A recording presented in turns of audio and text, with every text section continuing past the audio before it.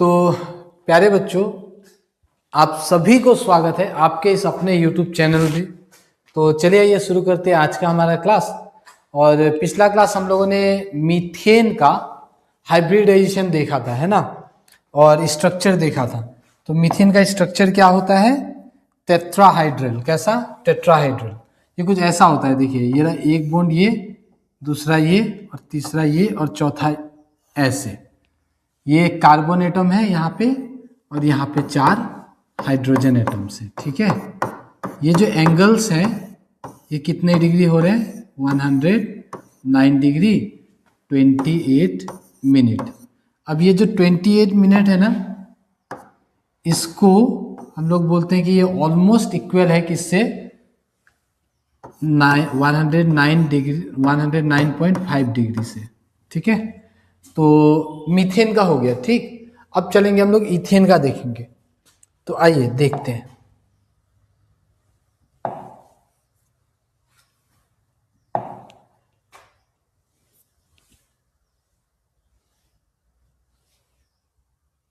ये रहा। तो देखिए पिछला क्लास जो हम लोगों ने पढ़ा था वो वाला पार्ट है ये, जिसमें हम लोगों ने हाइब्रिडाइजेशन को समझा था थोड़ा, और उसमें हम लोगों ने किसका हाइब्रिडाइजेशन पढ़ा था? मीथेन के बारे में, ठीक है। तो चलिए नेक्स्ट देखते हैं। अब इथेन का हाइब्रिडाइजेशन देखेंगे।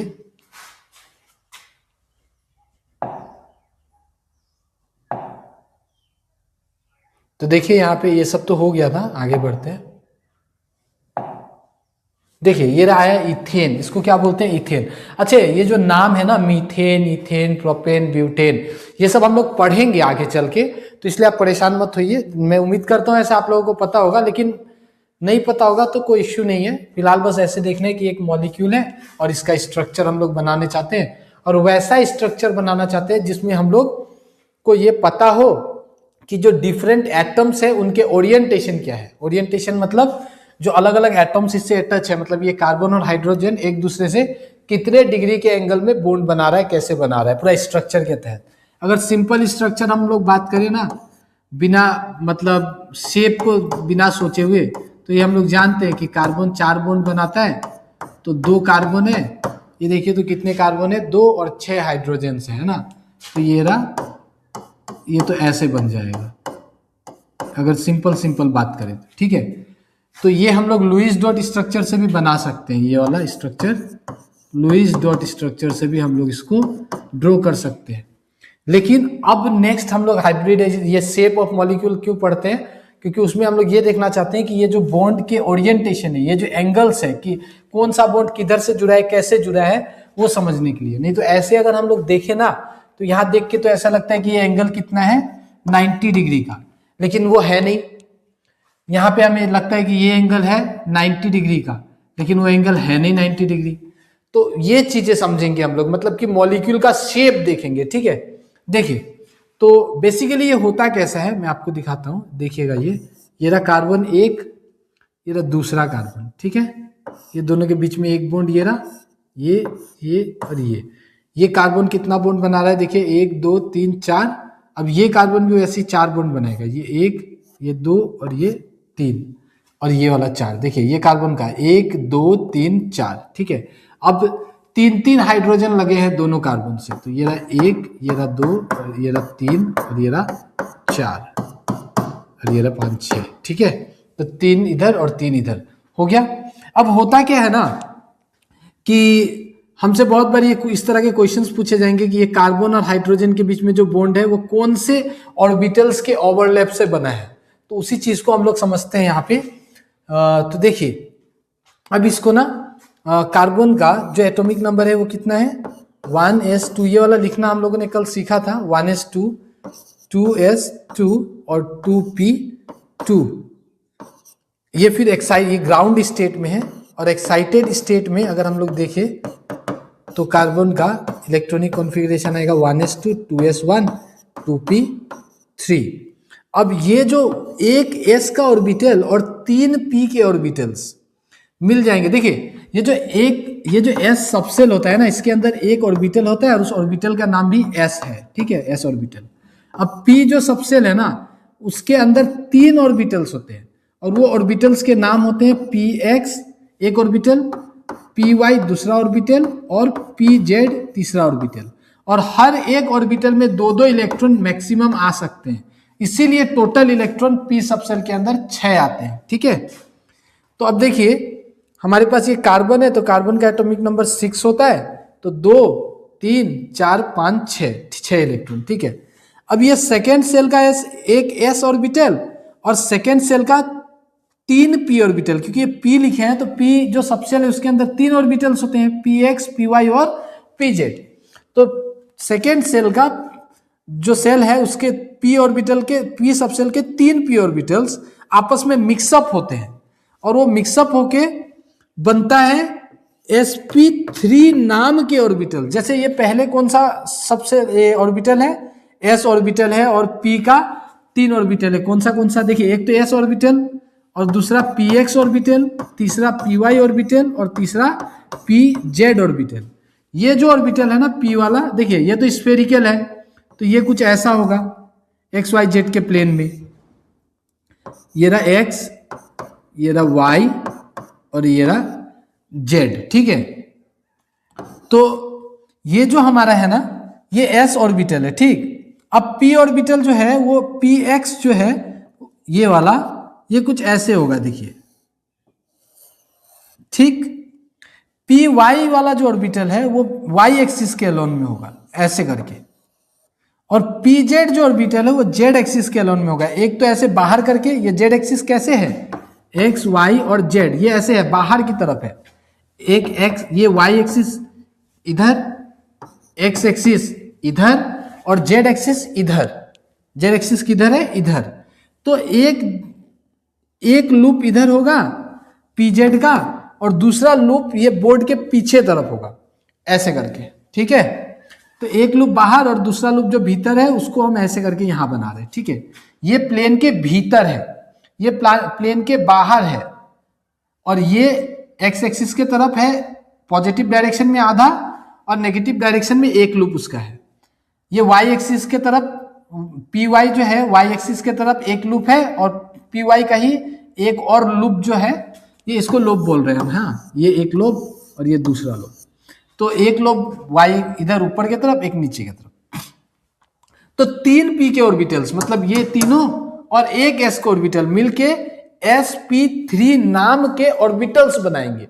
और कितने ऑर्बिटल्स मिक्स हुए, तो 1 2 3 4 ऑर्बिटल्स। तो sp3 नाम के जो ऑर्बिटल्स बनेंगे वो भी 4 होंगे। ठीक है, और जो sp3 नाम के ऑर्बिटल्स हैं उनका शेप कैसा होता है, ऐसा। ठीक है, तो ऐसा शेप वाला कितना ऑर्बिटल बनेगा, 4 ऑर्बिटल बनेगा। क्यों, क्योंकि एक s का ऑर्बिटल और 3 p के ऑर्बिटल्स मिक्सअप होके ये ऑर्बिटल्स को बना रहे हैं, sp3 नाम के ऑर्बिटल्स को बना रहे हैं। ठीक है, तो ये जो चीज है ये सिर्फ इस कार्बन के साथ नहीं होगा, इस कार्बन के भी साथ होगा। ठीक, चलिए नेक्स्ट पेज में समझते हैं इस चीज को।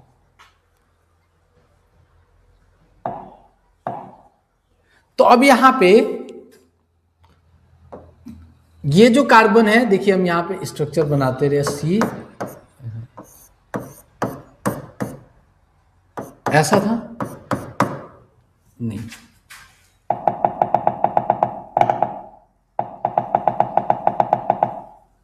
कुछ ऐसा।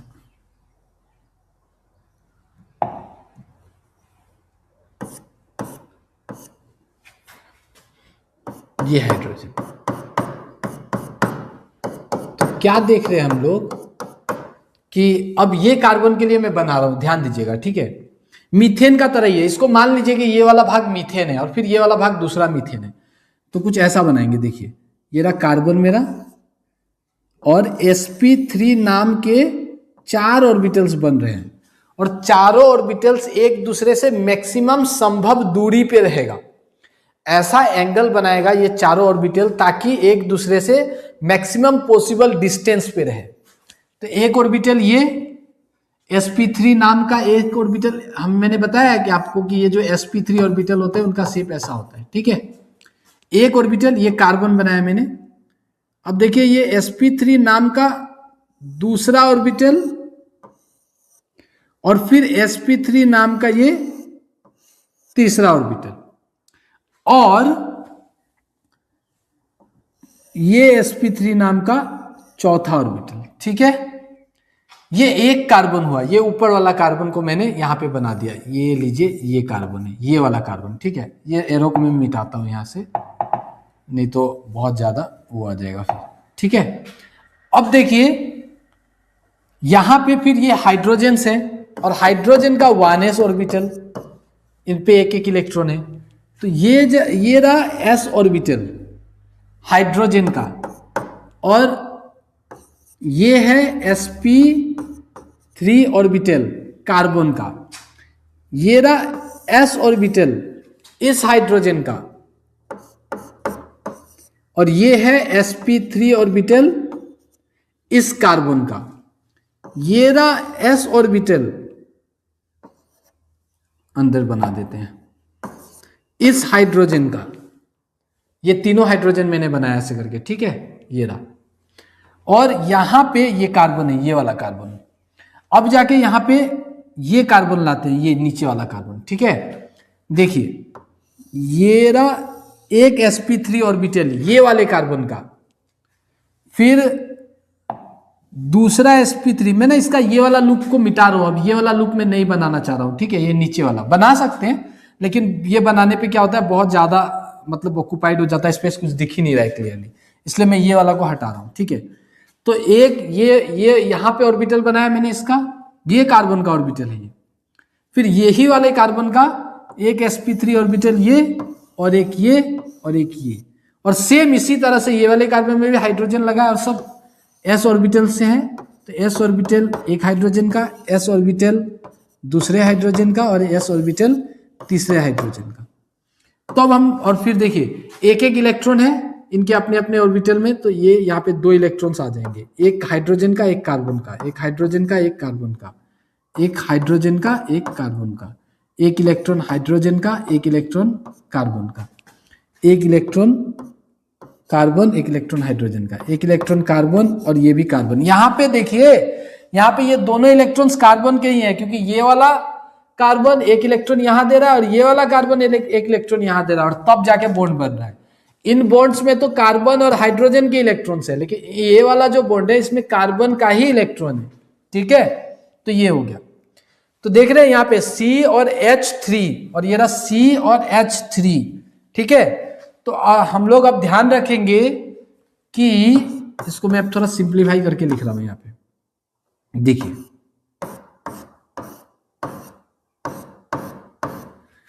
ये sp3 ऑर्बिटल कार्बन का और s ऑर्बिटल हाइड्रोजन का बॉन्ड बना रहा है, और इसी तरह का बॉन्ड ये सारे जगह बन रहा है। ये जितने भी कार्बन हाइड्रोजन बॉन्ड्स आपको दिख रहे हैं, ये सभी जगह कार्बन का sp3 ऑर्बिटल और हाइड्रोजन का s ऑर्बिटल आपस में ओवरलैप करके बॉन्ड बना रहा है। और हम लोगों ने देखा था कल, हम लोग ये जानते हैं कि कोई भी 2 एटम्स के बीच में अगर एक बॉन्ड बन रहा हो तो वो बॉन्ड सिग्मा होगा, और अगर एक से ज्यादा बॉन्ड है तो एक बॉन्ड सिग्मा और एक बॉन्ड पाई।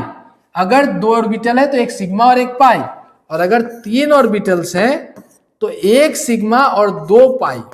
मतलब 2 एटम्स के बीच में अगर एक बॉन्ड है तो वो सिग्मा बॉन्ड ही होगा, अगर एक से ज्यादा है तो एक को छोड़ के बाकी के सारे बॉन्ड पाई बॉन्ड होंगे। ठीक है, तो वही चीज हम लोग यहाँ पे लगा रहे हैं। तो अब ये ध्यान रखना है आपको, इससे बहुत छोटे छोटे सवाल बन सकते हैं कि जो इथेन मॉलिक्यूल है, इस मॉलिक्यूल का नाम क्या है, इथेन। तो ये जो इथेन मॉलिक्यूल है, इसमें कार्बन हाइड्रोजन का जो बॉन्ड होता है उसमें कैसा ओवरलैप होता है, तो हम लोग क्या बोलेंगे, कौन सा ऑर्बिटल्स का ओवरलैप होता है, तो हम लोग क्या बोलेंगे कि कार्बन का sp3 ऑर्बिटल हाइड्रोजन के s ऑर्बिटल से ओवरलैप करके ये बॉन्ड बनाता है। ठीक है, तो ये वाला जो कार्बन है ना, इसका भी शेप टेट्राहाइड्रल है, और ये वाला जो कार्बन है इसका भी शेप टेट्राहाइड्रल है। ठीक है, टेट्राहाइड्रल। ठीक, तो चलिए देखते हैं नेक्स्ट क्वेश्चन।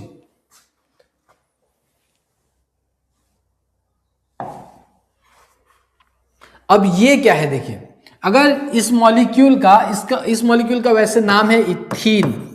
क्या नाम है? इथीन। इससे पहले जो हम लोगों ने बनाया था उसका नाम क्या था? इथेन। C2H6 इस मॉलिक्यूल का नाम है इथेन, और C2H4 इस मॉलिक्यूल का नाम है इथीन। ठीक है, तो चलिए देखिए, अब ये जो इथीन मॉलिक्यूल है, इसका अगर इसका स्ट्रक्चर निकालने के लिए, मतलब हम लोग शेप पे नहीं जा रहे, बस स्ट्रक्चर देख रहे हैं मॉलिक्यूल का, कि बॉन्डिंग बिहेवियर देख रहे हैं कि कौन किससे कैसे बॉन्ड बना रहा है। तो देखिए कि ये कार्बन है, 4 बॉन्ड बना देते हैं। चलिए ये रहा कार्बन का। दूसरा कार्बन है, उसका भी 4 बॉन्ड्स बना दे रहे हैं, सॉरी 4 इलेक्ट्रॉन्स ड्रॉ कर दे रहे। अब ये यहाँ पे कितने हाइड्रोजन है? 4। तो 4 में से 2 हाइड्रोजन यहाँ बना रहे, उसके अपने इलेक्ट्रॉन्स ला दिए, और 2 हाइड्रोजन इधर बना देते हैं। चलिए इधर कहीं पे भी बना दीजिए आप। तो ये रहा हमने बनाया। तो अब हम क्या देखेंगे कि ये हाइड्रोजन का डुप्लेट तो कंप्लीट हो जाएगा, लेकिन ये कार्बन का ऑक्टेट कंप्लीट होगा क्या? काउंट करके देखिए तो यहाँ पे एक बॉन्ड अगर हम बनाएंगे तो, क्योंकि एक एक इलेक्ट्रॉन रखा है तो एक ही बॉन्ड बनेगा।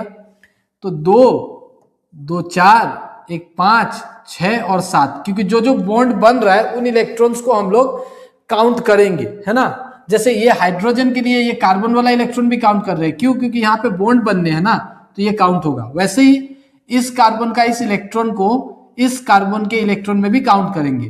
तो 2 2 4 2 2 4 2 6 और 1 7, मतलब कार्बन का ऑक्टेट कंप्लीट नहीं हो रहा है। तो अब करेंगे क्या कि ये वाला जो हमें दिख रहा है, ये वाला जो दिख रहा है बॉन्ड, इसको यहां से हटाएंगे, इसको भी यहां से हटाएंगे और यहां पे ला देंगे। देखिए इस जगह पे लिख देंगे। अब देखिए तो मतलब अब 2 इलेक्ट्रॉन का शेयरिंग हो रहा है दोनों कार्बन के बीच में। तो ये अपना डुप्लेट कंप्लीट कर लिया, ये भी अपना डुप्लेट कंप्लीट कर लिया, ये हाइड्रोजन भी अपना डुप्लेट कंप्लीट कर लिया, ये हाइड्रोजन भी अपना डुप्लेट कंप्लीट कर लिया, और ये वाला जो कार्बन है देखिए तो ये भी अपना ऑक्टेट कंप्लीट कर लिया। अब 8 इलेक्ट्रॉन हो गए। उसी तरह से ये वाला जो हाइड्रोजन है ये भी अपना ऑक्टेट कंप्लीट कर लिया। तो अब हम लोग क्या देख रहे हैं, इसी को अगर हम ऐसे करके लिख दें सिंप्लीफाइड फॉर्म में, तो कैसे लिखेंगे?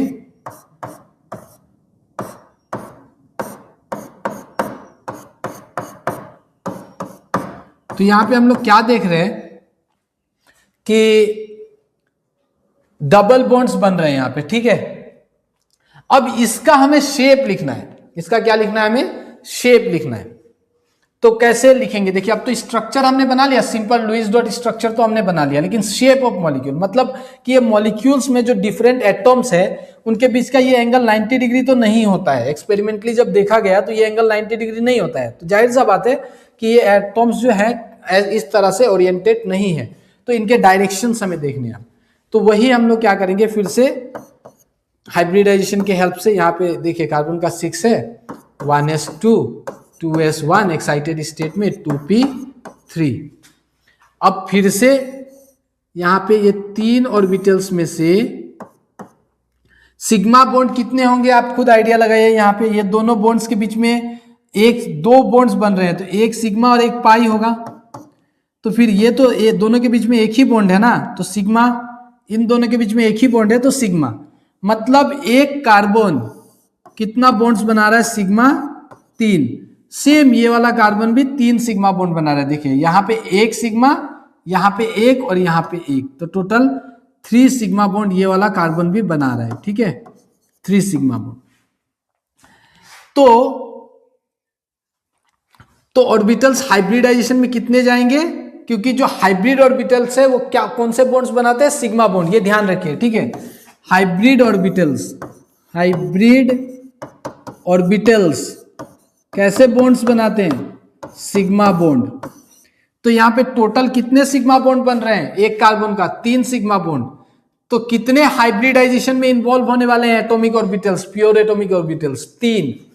तो ये देखिए 1 s और 2 p, इसको मान लेते हैं कि ये px है और ये py है, तो pz हमारा ऐसे के ऐसे रह जाएगा, ठीक है। वो एटॉमिक ऑर्बिटल के फॉर्म में ही रह जाएगा, मतलब इसका शेप नहीं बदलेगा, इन दोनों का शेप बदलेगा, क्योंकि ये सब तीनों कंबाइन होके फिर से बनेगा ना। तो S और 2p मतलब sp2, तो sp2 नाम के 3 ऑर्बिटल्स बनेंगे। क्यों 3 बनेंगे? क्योंकि एक s ऑर्बिटल और 2 p ऑर्बिटल्स आपस में कंबाइंड हुआ इस बार 3 p के ऑर्बिटल्स कंबाइन नहीं हो रहे, तो इसीलिए इस बार जो नाम आएगा वो sp2 नाम के 3 ऑर्बिटल्स बनेंगे। ये एक ऑर्बिटल मैंने ड्रॉ किया जिसका नाम क्या है? sp2। ऐसे ऑर्बिटल्स कितने बनेंगे संख्या में? 3। क्यों? क्योंकि प्योर एटॉमिक ऑर्बिटल्स कितने कंबाइन हो रहे हैं? 1 2 3, ठीक है, 3 एटॉमिक ऑर्बिटल्स कंबाइन हो रहे हैं, तो ऐसे बनेंगे। अब sp3 मतलब 3 ऑर्बिटल्स को एक दूसरे से मैक्सिमम एंगुलर डिस्टेंस पे रहना है, तो उनका शेप कैसा बन के आएगा? चलिए अब इस पे चर्चा करेंगे। तो मिटा रहा हूं, ठीक है, मिटा के फिर यहीं पे लिखेंगे। आपको नोट करना हो तो आप नोट कर सकते हैं वीडियो को पॉज करके। अब देखिए,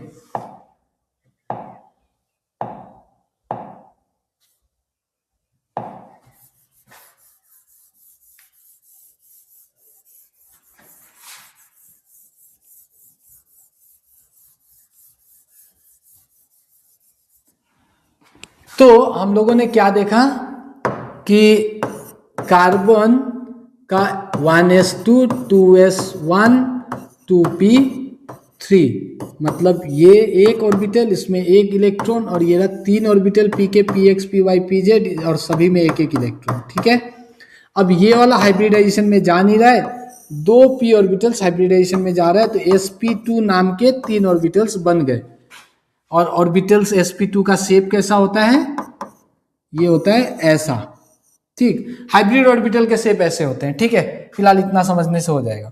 अब हमें ऐसे ऑर्बिटल्स 3 मिले और तीनों को एक दूसरे से मैक्सिमम एंगुलर डिस्टेंस पे रखने हैं, तो कैसे रखेंगे?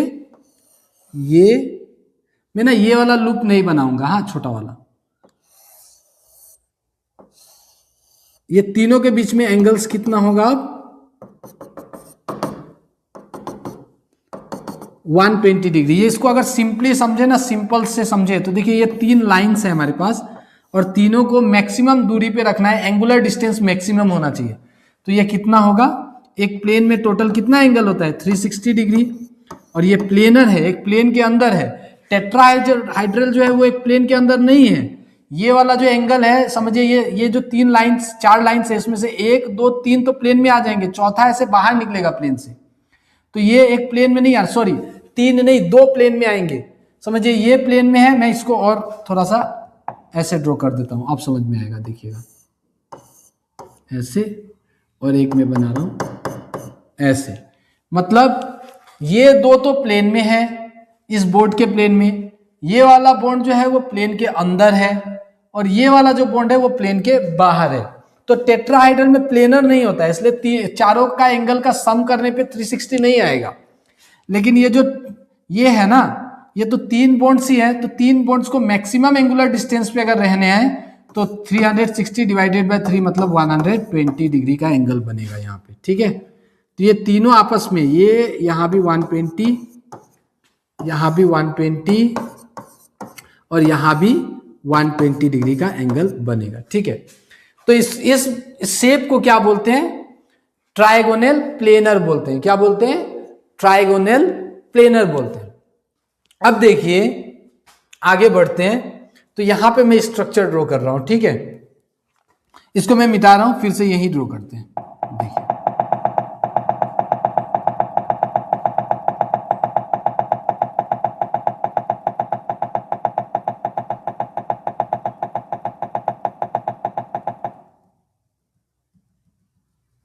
तो देखिए अब क्या होगा यहां पे, अब हमसे तो 2 कार्बन है, तो और एक कार्बन में यहां बना रहा हूं, ये रहा।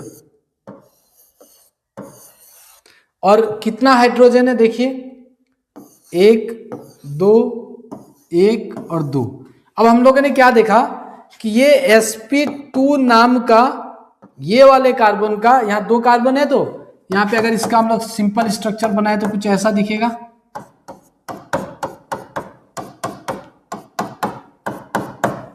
तो ये कार्बन 2 बॉन्ड बना रहा है यहाँ पे, हमने अभी फिलहाल एक ही बॉन्ड दिखाया है और ये सिग्मा बॉन्ड है कार्बन कार्बन के बीच में। और कौन सा ऑर्बिटल्स इन्वॉल्व हो रहा है, sp2 और sp2 ऑर्बिटल्स, ठीक है, दोनों कार्बन का। अब यहाँ पे ये हाइड्रोजन है और यहाँ पे ये कार्बन है, तो इन दोनों के बीच में ये एक बॉन्ड बन रहा है। और ये ओवरलैपिंग वाला जो है ये क्या है, ये हाइड्रोजन का s ऑर्बिटल और कार्बन का sp2 नाम वाला ऑर्बिटल। यहाँ पे कार्बन का sp2 वाला ऑर्बिटल, हाइड्रोजन का s ऑर्बिटल, यहाँ भी हाइड्रोजन का s ऑर्बिटल और कार्बन का sp2 orbital, carbon sp2 hydrogen का s ऑर्बिटल, ठीक है। अब यहाँ हम लोग देख रहे हैं कि कार्बन कार्बन के बीच में एक बॉन्ड बना है जो बॉन्ड है सिग्मा। दूसरा बॉन्ड कहाँ है, दूसरा बॉन्ड कहाँ है, वो कैसे बनाएंगे, देखिए इसको समझिएगा, क्योंकि ये बोर्ड पे बनाने पे भी समझ में, अगर हम ये मान लेते हैं ये पूरा डायग्राम किस पे है, इस प्लेन पे है। हालांकि ये तो s ऑर्बिटल है तो ये तो प्लेन से बाहर जाएगा ही, लेकिन ये p ऑर्बिटल से, ऐसे हम लोग मान लेते हैं प्लेन पे है फिलहाल, ठीक है। ये एक प्लेन पे है, टोटली ये बन रहा है इस प्लेन पे। तो ये जो है ना आपका pz जो है, इसमें भी तो एक इलेक्ट्रॉन है ना, इसको भी तो एक और इलेक्ट्रॉन चाहिए। एक ऑर्बिटल में मैक्सिमम 2 इलेक्ट्रॉन्स आते हैं। तो अब ये p ऑर्बिटल, p ऑर्बिटल्स ध्यान रखिएगा, p ऑर्बिटल्स कैसा होता है शेप में, ऐसा डंबल, और हाइब्रिड ऑर्बिटल का शेप ऐसा होता है। तो ये तो प्योर एटॉमिक ऑर्बिटल है ना z, pz। तो ये z एक्सिस अगर है तो ये z एक्सिस कहाँ होगा, देखिए ये z एक्सिस है और ये आपस में ऐसे करके बॉन्ड बना रहा है, समझिएगा इसको। ये कुछ ऐसा है, मैं ये pz को अलग से दिखाना चाहूंगा। ये कुछ ऐसा है, देखिएगा कि ये एक लोब इसका इधर ऐसे करके और दूसरा लोब इसका बोर्ड के अंदर वाले प्लेन में, मतलब ये अगर बोर्ड का प्लेन है तो एक ऐसे करके p ऑर्बिटल का आधा लोब, मतलब एक लोब, और दूसरा लोब ऐसे करके, और ये एक कार्बन है और दूसरा कार्बन यहाँ पे है, समझिए इस जगह पे, और उसका भी एक लोब इधर और एक लोब इधर, और ये लोब आपस में ऐसे करके यहाँ पे बॉन्ड बना रहे हैं, मैंने ओवरलैप कर रहे हैं एक दूसरे को। ये कुछ ऐसा होगा, देखिए ये कार्बन, ये कार्बन, इस कार्बन का p ऑर्बिटल ये रहा और ये कार्बन का p ऑर्बिटल pz, ऐसे ये दोनों के बीच में ओवरलैप वाला पार्ट है। तो ये जो ओवरलैप वाला पार्ट है ये एक बॉन्ड है, ध्यान रखिएगा। कितने बॉन्ड है, एक बॉन्ड है। और ये कौन सा बॉन्ड है, तो पाई बॉन्ड है। यहां पे ओवरलैपिंग पार्ट 2 है।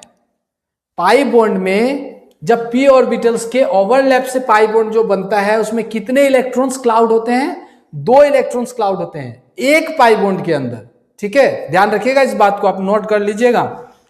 जब भी p ऑर्बिटल्स के ओवरलैप से, इसको बोलते हैं साइडवेज ओवरलैप, साइड साइड से ओवरलैप कर रहा है, ये एक कार्बन का p ऑर्बिटल, ये दूसरा कार्बन का p ऑर्बिटल, और ऐसे करके साइड साइड से ओवरलैप कर रहा है, एक इस तरफ से और एक इस तरफ से, ठीक है। तो इस तरफ का ओवरलैपिंग को, इसको बोलते हैं हेड ऑन ओवरलैपिंग, इसको बोलते हैं साइडवेज ओवरलैपिंग। तो ये साइड साइड से ओवरलैप कर रहा है, और ये कैसा बॉन्ड बनाएगा, ये पाई बॉन्ड। कौन सा बॉन्ड है ये, पाई बॉन्ड। और ये 2 बॉन्ड नहीं है, ध्यान रखिएगा, ये एक बॉन्ड है। एक पाई बॉन्ड में 2 इलेक्ट्रॉन्स क्लाउड होते हैं। और मजे की बात ये है ना कि 2 इलेक्ट्रॉन क्लाउड्स तो होते हैं, लेकिन ये बॉन्ड कमजोर होता है, क्योंकि ओवरलैपिंग का जो सेक्शन है ना वो छोटा पोर्शन ही ओवरलैप हो रहा होता है, और जो हेड ऑन ओवरलैपिंग होता है उसमें बड़ा पोर्शन ओवरलैप हो रहा होता है, ठीक है। तो ये आप ध्यान रखेंगे। तो आज के लिए इतना ही रखते हैं, मिलते हैं आप लोगों से नेक्स्ट वीडियो लेक्चर में। तब तक के लिए पढ़ते रहिए, आगे बढ़ते रहिए।